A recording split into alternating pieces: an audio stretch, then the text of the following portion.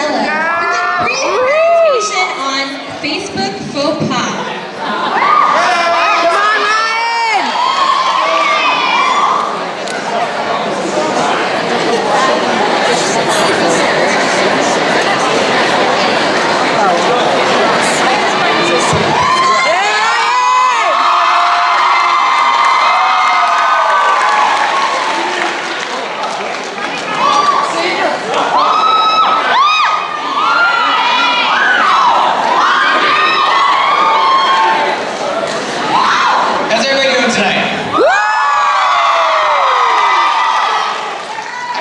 Enjoy the show so far, right? Alright. Well, as the MC's introduced me, my name is Ryan Gardella.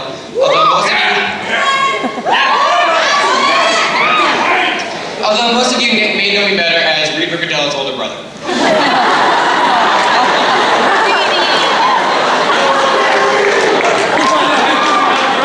He's probably so embarrassed I can't even see him those.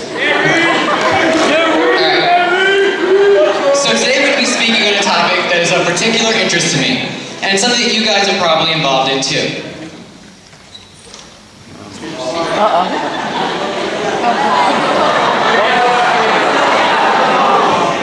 It's a dramatic pause, it's coming.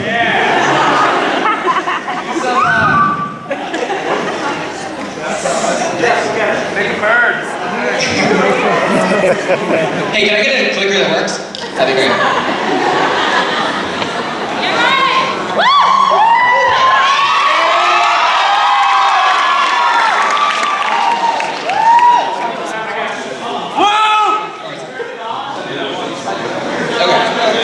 So before I go any further, one of the most important life lessons if you're working with electronics, turn it on before you start.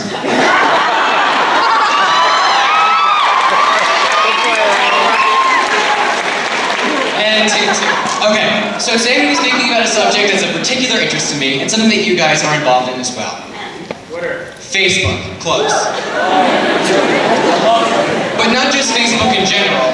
I'm going to be speaking about all of the obnoxious things that we tend to do on Facebook. Over the next 5 minutes is to educate you guys on some of the most important Facebook faux pas so that you guys can avoid committing them in the future. So, without further ado, let's get to the first order of business. Selfies.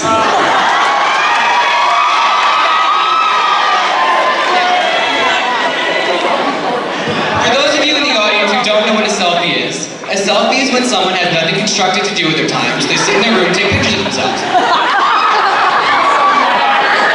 A lot of different people take selfies, but they all look the same. And that's usually because they're all in the same pose.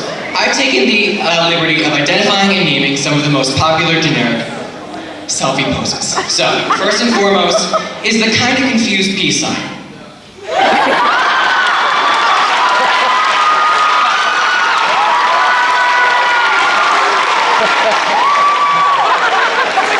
Followed by, I just ate something sour and something interesting is over their face.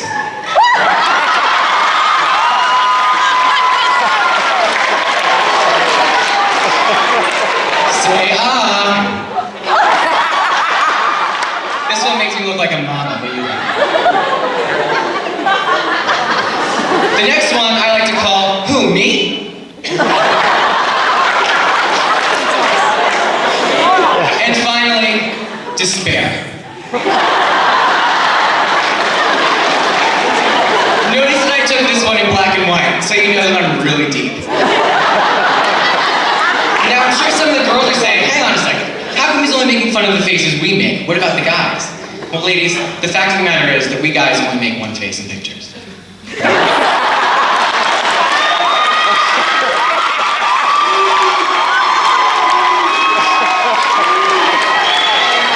Go home on your newsfeed and I guarantee you you'll find all 6 of those within like 5 minutes.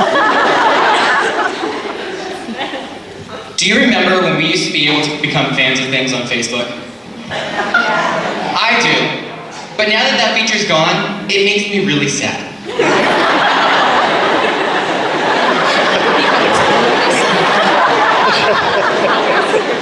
But don't worry. Posting random song lyrics as my status will make me feel better. I might try something like, and no one knows except the both of us. And I have honored your request for silence. And you've washed your hands clean of this. Now notice this lyric doesn't have anything to do with my actual problem, but I decided to post it anyway. My next option could be, you don't have to answer. I see it in your eyes. Maybe it was better left unsaid. This is pure and simple, and you should realize that this is coming from my heart and not my head. Less than 3.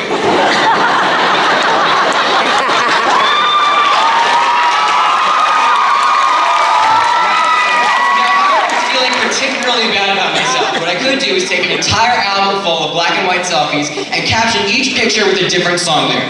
But that's really rock bottom. Like for truth? Oh, I'm sorry. That's alright. This says like for a truth. What I really meant to say was like for a truth. This is another thing that really bothers me, but unfortunately I just don't have the time to talk about it.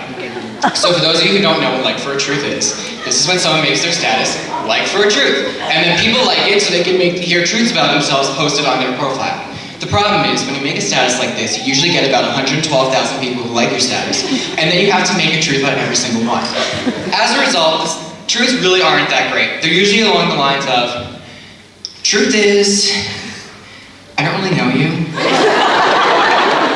But your locker's right down the hall from mine, and last year we had history together. That's not a truth. That's a commonly accepted fact. If we're gonna do these like for a truth things, we need to dig down into the innermost depths of our souls. Example. Truth is, I've been in love with you since sophomore year, and I've already picked out all the names of our children.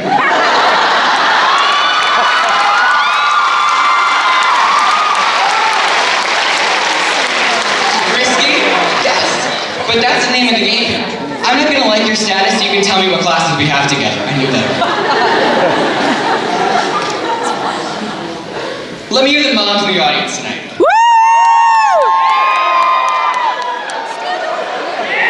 Hey moms, how many of you are on Facebook? Woo! And how many of your kids are really not happy about that? Oh, alright. Alright moms. I may be able to shed some light on that situation. Your biggest thing? You guys have such mom statuses. Yes. The kids know what I'm talking about, but for those of you who don't, let me provide you with an example. Made meatloaf for dinner tonight. I sure do love the taste of my own cooking after such a long day of running the kids around. Yum!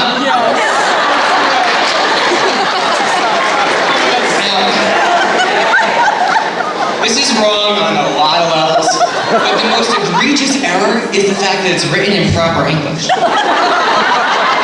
With today's generation, unless you throw a hashtag or an @ sign in there somewhere, you're basically writing in a different language. Here's what this status should look like in order to be more effective. Cooked up some grub after cruising around town with the kiddies, hashtag delicious.